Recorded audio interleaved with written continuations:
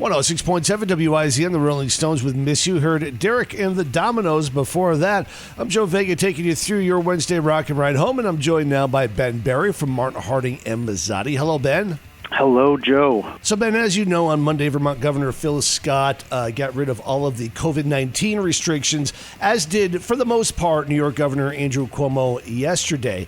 But with these restrictions were a couple of consolations, if you will, and one of them was something that I was a big fan of, the ToGo beverage. And now Phil Scott has already said he's going to extend that a little bit, but I'm worried, is the to-go adult beverage a thing of the past? I don't know that it will stick around, to be honest with you. I have some reservations about the policy. I know it's very popular, and a lot of people like to grab dinner and be able to take their margaritas or whatever the road with them. There's a lot of states, particularly in the South, that allow drive-through alcohol shops where you can also purchase drinks that contain alcohol. For me, maybe I'm old school, but I feel as though it's problematic in a lot of different ways. However, I can tell you that both in New York and Vermont, that the organizations that represent restaurants are actively seeking to keep the allowance in place for at least some period of time to extend into the fall. Now, with that said, like I mentioned, there are some statistics that are coming out of 2020. Yeah, and that's why I wanted to get your take on this, because you see a lot of accidents out there with your job.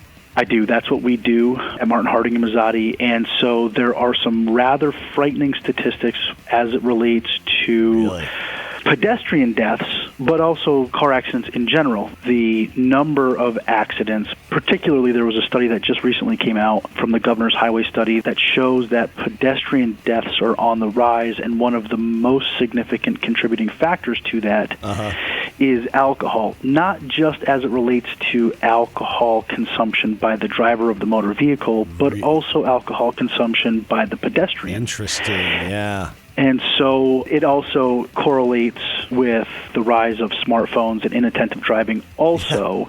But one of the things that they're looking at is alcohol, as they always look at alcohol, but maybe this allowance has contributed to that. Maybe it has not. I don't know. I'm not conducting the studies. No, but I get what you're saying. And again, I don't know that the dots on that picture are that close, but I do think it's going to be part of the consideration. It's going to be part of the calculus, and there's certainly interest in reducing that fatality rate at whatever cost. All right, Ben. Well, that's disappointing, but as you said, probably for the best. Thanks for coming on, buddy. Thank you for calling. And you can call Ben or any of the fine lawyers at Martin, Harding and Mazzotti at any time at 1-800-LAW-1010 or go online to 1-800-LAW-1010.com. I'm Joe Vega getting on out of here, turning things over to Mel Allen now. He's got music from Pink Floyd, the Eagles, and U2 coming up.